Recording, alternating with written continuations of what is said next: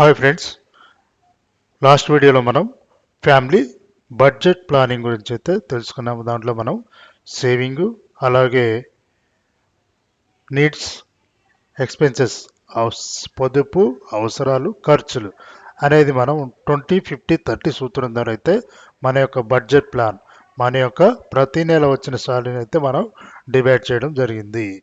దీంట్లో మనకు needs and అలాగే ఎక్స్పెన్సెస్, అవసరాలు, ఖర్చులు అనేది మనకు పెరిగినప్పుడు మనం ఎటువంటి ప్లానింగ్ చేసుకోవాలి, ఎమర్జెన్సీ ఫండ్ అనేది ఏ విధంగా మనం ప్లాన్ చేసుకోవాలి అనేది ఈ వీడియోలో మనం తెలుసుకుందాం.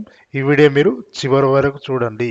ఇక్కడ టేబుల్లో మనం చూసినట్లయితే మనకు బడ్జెట్ ప్లానింగ్, ఇక్కడ గణేష్ అనే వ్యక్తికి 20,000 సాలరీ రావడం జరిగింది. అలాగే వాళ్ళ యొక్క వైఫ్కు 18,000 సాలరీ, వాళ్ళకు ఒక నెల సాలరీ వచ్చేసి మొత్తం 38,000 అయితే వాళ్ళు ఫ్యామిలీకి అయితే రావడం జరిగింది. ఈ యొక్క 38,000 మనం 20-50-30 సూత్రం ద్వారా అయితే మనం డివైడ్ చేయడం జరిగింది. ఇక్కడ సేవింగ్, ఇన్వెస్ట్మెంట్ వాటికి 7,600, అలాగే నీడ్స్ అవసరాలకు 19,000, ఎక్స్పెన్సెస్ ఖర్చులకు మనం 11,400 అయితే మనం డివైడ్ చేస్తాము.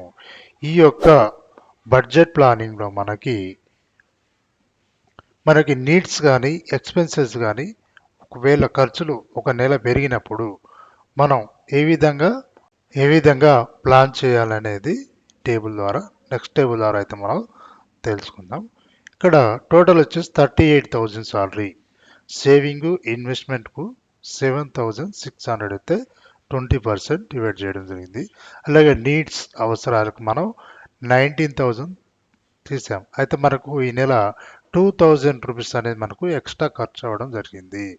అలాగే ఎక్స్పెన్సెస్ ఖర్చులకు 11,400, మనకు 2,000 మళ్ళీ ఎక్స్ట్రా, మొత్తం వచ్చేసి 38,000 ప్లస్ 4,000 42,000 అయితే మనకు టోటల్ అమౌంట్ అయితే ఖర్చు అవ్వడం జరిగింది. ఈ యొక్క 4,000 అనేది మనం అప్పు అనేది తేవడం జరిగింది. ఈ యొక్క అప్పు మనకు వచ్చిన శాలరీలో అప్పు అనేది ఈ యొక్క 4,000 రూపీస్ అయితే మనం పార్ట్ టైం జాబ్ ద్వారా మనం ఈ యొక్క 4,000 రూపీస్ అప్పును మనం తీర్చగలిగితే మన యొక్క సేవింగ్ అమౌంట్ అనేది సేఫ్లో ఉంటుంది. ఈ విధంగా మనం 38,000 అయితే మన శాలరీని సేఫ్గా ఉంచుకోవచ్చు. అలాగే నెక్స్ట్ ఆప్షన్ వచ్చేసి మనకి ఎమర్జెన్సీ ఫండ్ అనేది కూడా మనం ప్లాన్ చేసుకోవాలి. ఎమర్జెన్సీ ఫండ్ అనేది మనకి ఎగ్జాంపుల్గా మన ప్రతి నెల శాలరీ 38,000, మన యొక్క ఎమర్జెన్సీ ఫండ్ అనేది మనకి 38,000 ఇంటూ 3 months 1,14,000 రూపాయలు, 1,14,000 రూపీస్ కావాలి. అలాగే 38,000 ఇంటూ 6 months, మనకు 6 months ఎమర్జెన్సీ ఫండ్కు 2,28,000, 3 monthsకి అయితే 1,14,000 అయితే మనం ప్లాన్ చేసుకోవాల్సి ఉంటుంది.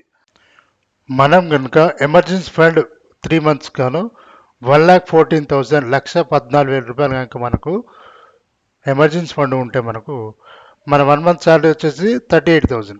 అలాగే సేవింగ్, ఇన్వెస్ట్మెంట్, నీడ్స్, ఎక్స్పెన్సెస్ మొత్తం కలిసి ఎక్స్ట్రా ఏమైంది 42,000 అయితే మనకు రావడం జరిగింది. ఈ యొక్క అదే ఎమర్జెన్సీ ఫండ్ ఉంటే మనకు ఎమర్జెన్సీ ఫండ్ నుంచి మనకు 4,000 అయితే మనం ఈ యొక్క శాలరీకి యాడ్ చేసి మన యొక్క ఫ్యామిలీ బడ్జెట్ అయితే సేఫ్లో ఉంటుంది, మనకు అప్పులు కాకుండా ఉంటుంది. ఒకవేళ మీరు 3 months కానీ 6 months కానీ ఎమర్జెన్సీ ఫండ్ కనుక ప్లానింగ్ చేసుకుంటే ఈ విధంగా అప్పు కాకుండా ఉండడం జరుగుతుంది. అలాగే నెక్స్ట్ వచ్చేసి మనది మిడిల్ క్లాస్ ఫ్యామిలీ కాబట్టి మనకి 1,14,000 కాకుండా కనీసానికి మీ సాలరీ 38,000 అయితే ఎక్స్ట్రా ఎమర్జెన్సీ ఫండ్ 38,000, ఒక నెల సాలరీ మీకు ఎమర్జెన్సీ ఫండ్ అనేది మీరు ప్లాన్ చేసుకోవాల్సి ఉంటుంది. ఈ యొక్క ప్లాన్ చేసుకోవడం వల్ల మన యొక్క నీడ్స్ అండ్ ఎక్స్పెన్సెస్, అవసరాలు, ఖర్చులు అనేది మనం సేఫ్గా మన యొక్క బడ్జెట్ ప్లానింగ్ కూడా సేఫ్గా ప్లాన్ చేసుకునే అవకాశం అయితే ఉంటుంది. ఈ యొక్క 38,000 కాకుండా నెక్స్ట్ ప్లాన్ ఏంటంటే మనకి ఇక్కడ ఎమర్జెన్సీ ఫండ్ ఆప్షన్ వచ్చేసి సేవింగ్, ఇన్వెస్ట్మెంట్ 7,600 రూపీస్, ఈఎంఐలు వచ్చేసి మనకు 2,000, క్రెడిట్ కార్డ్ బిల్స్ 2400, నెలవారీ చిట్లు 3000, మొత్తం టోటల్ వచ్చేసి మనకు 15,000 అయితే మనం ఇంతకుముందు బడ్జెట్లో ప్లాన్ చేసుకున్నాము. అయితే మనం మిడిల్ క్లాస్ ఫ్యామిలీ కాబట్టి మనకు 3 మంత్ లేదా 6 మంత్ కాకుండా అలాగే 1 మంత్ శాలరీ కాకుండా కనీసానికి ఈఎంఐస్, క్రెడిట్ కార్డ్స్, నెలవారీ చిట్టీలు అనేది చాలా ఇంపార్టెంట్. ఎందుకంటే ఈఎంఐస్, క్రెడిట్ కార్డులు టైం పే చేయకుంటే మనకి సివిల్ స్కోర్ ప్రాబ్లం అవుతుంది కావున మనం ఈఎంఐ అలాగే క్రెడిట్ కార్డ్స్ బిల్ అనేది టైంకి పే చేయాలి. కావున ఎమర్జెన్సీ ఫండ్ అనేది మనం ఈ విధంగా ప్లాన్ చేసుకోవాల్సి ఉంటుంది. అదేవిధంగా మీరు నీడ్స్ అండ్ ఎక్స్పెన్సెస్, ఖర్చులు, అవసరాలు అనేటివి చాలా ఇంపార్టెంట్ వాటికే మీరు ఖర్చు చేయాల్సి ఉంటుంది. అనవసరమైన ఖర్చు చేయడం వల్ల మనం అప్పులు బాధలు అనేది సమస్య అనేది తెచ్చుకోవాల్సి ఉంటుంది. అప్పులు కాకుండా ఈ విధంగా ప్లాన్ కూడా చేసుకుంటే మనకు ఎమర్జెన్సీ ఫండ్ అయినా కూడా సేఫ్గా ఉండడం జరుగుతుంది. ఓకే ఫ్రెండ్స్, ఈ వీడియో మీకు నచ్చితే లైక్ చేయండి, షేర్ చేయండి.